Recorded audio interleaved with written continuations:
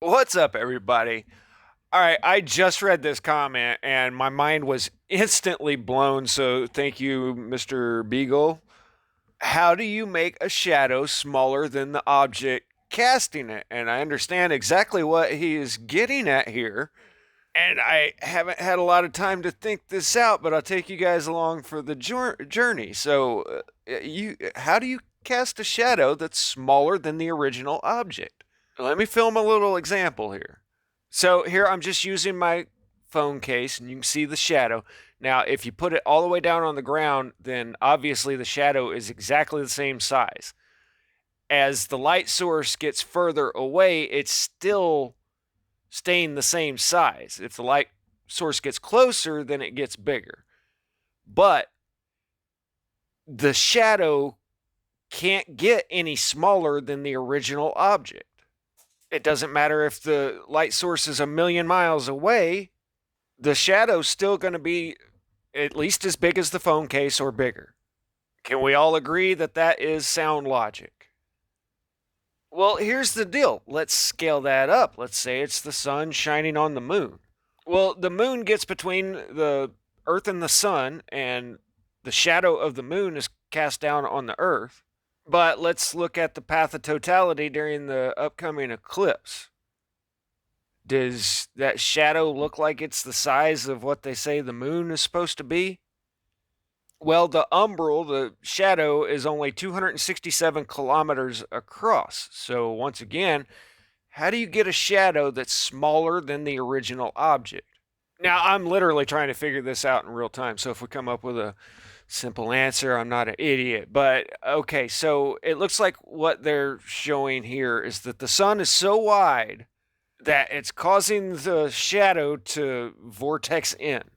Okay, so we got to do another experiment. The light bulb, the light source, is larger than the lighter itself. Now, this is getting the light as far away as possible.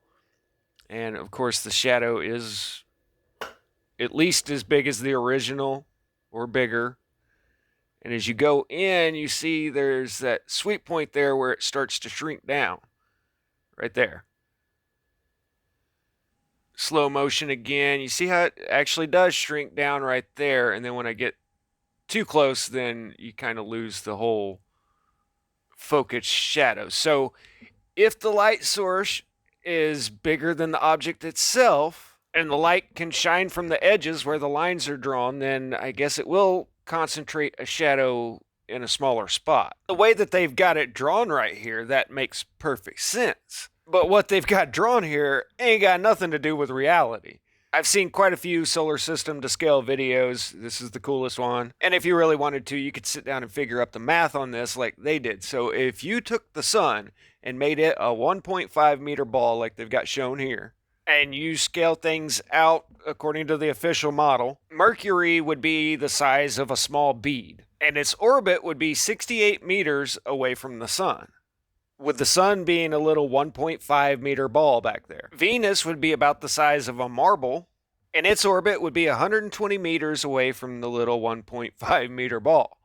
The Earth, almost exactly the same size as Venus at this scale, would be 175 meters away from the sun, with the sun being a little 1.5 meter ball. Okay, so if we were to add the moon in at this scale, and that's as small as I can make it, but that would be probably about 10 feet away from the Earth at this scale, and a little bit smaller than the bead that I showed you for Mercury. So the sun would be way over here 170 meters away. And the way I'm showing it is the sun is way too big out of scale. It would be a little pinprick of light at 170 meters away. And I don't know that that would scale out big enough for the light's rays to actually envelop the moon and make the shadow smaller. I don't know. The sun is just way far away over there. But then again, the moon is the head of a pencil at this scale. Let's try another route here. They say that the sun's diameter is about 1.4 million kilometers. The moon is about 4,000 kilometers. But the sun is 149 million kilometers away. So we are 100 times further away from the sun than the diameter of the sun. And of course, the further something is away from you, then the smaller its apparent size is going to be. Let's do it this way. Let's say you got one of those big spotlights. That thing's at least a meter around. Then let's put a tennis ball right in the center of that. Now, obviously, the light is shining around all of the ball. Let me blow this up just for illustration. The spotlight is bigger than the ball, so the light rays can travel around it to a focal point. Now let's put this spotlight over here. And, just for example, if you move this all the way over to those hills in the back, it's just going to be a pinprick.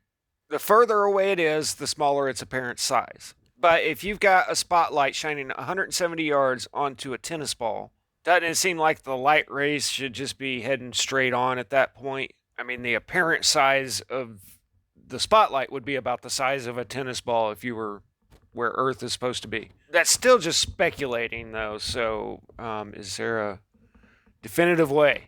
So here they're showing a shadow cast by a large light source, and it shows that the light rays of the shadow travel in a straight line.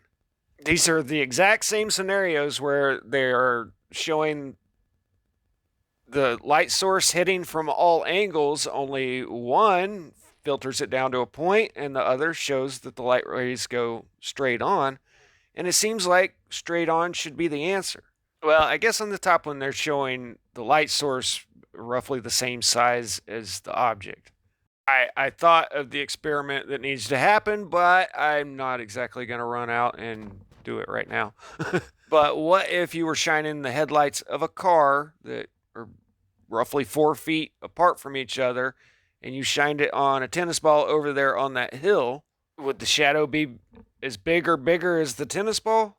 And I know some people are sitting here thinking I'm just completely stupid, but this is what real science is. It's making observations, finding what's empirically true that can be repeated instead of this theoretical mathematics scientism that they call science today.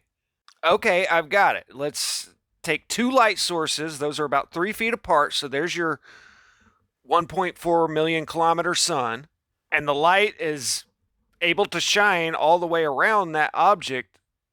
But what happens to the shadow? It's as big as the original or bigger. The closer you get to the light source, then the bigger it's going to be.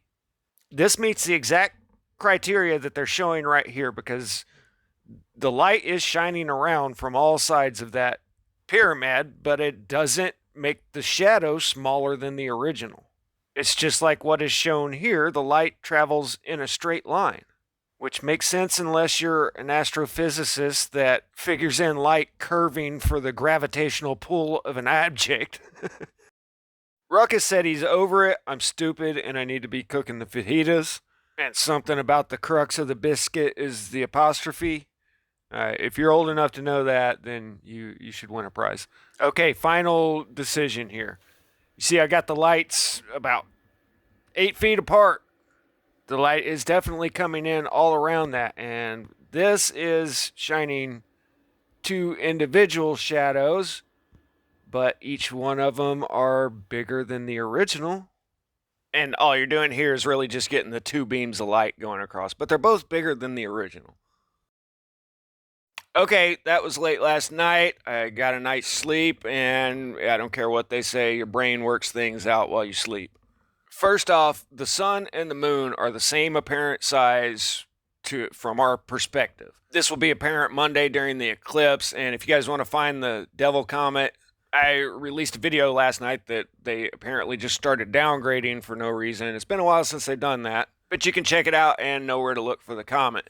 So if the sun and moon are the same apparent size, then it should be casting a straight line shadow just like here, which pretty well proves in my mind that what they're showing here is not reality. If the sun and the moon are the same relative size, then it would be casting straight line shadows, at least the size of the object or bigger, right? The other thing is, okay, yeah, the sun is a million bazillion times bigger than my hand. But that doesn't mean that the light rays are coming in from all around it and making the shadow smaller. The shadow is only going to get bigger as I go further away. You don't have light enveloping my hands from all sides, concentrating it down to a smaller point. I mean, the shadow is always going to be minimum the size of the original object or larger. The shadow may look smaller from this perspective, but that's just perspective because the further I get away, that hood is 20 inches wide and my hand's covering half of it. I don't have big, gangly 10-foot, 10-inch fingers. So I gotta say, Mr. Feegill, Beagle, 53 Gill, you make a really great point here. And this is something I'll probably keep in the back of my mind for years to come until the next revelation comes to light. But I really don't see how, in this scenario, you can cast a shadow smaller than the original object, especially when the sun and moon are the same apparent size from our perspective on Earth. Light doesn't bend around the object, that would be casting a straight line shadow. And that shadow is only 267 kilometers, or only, 140 miles across. There it's starting to elongate, but that's, again, getting bigger and not smaller than the original object. So, does that mean that the diameter of the moon is only 150 miles?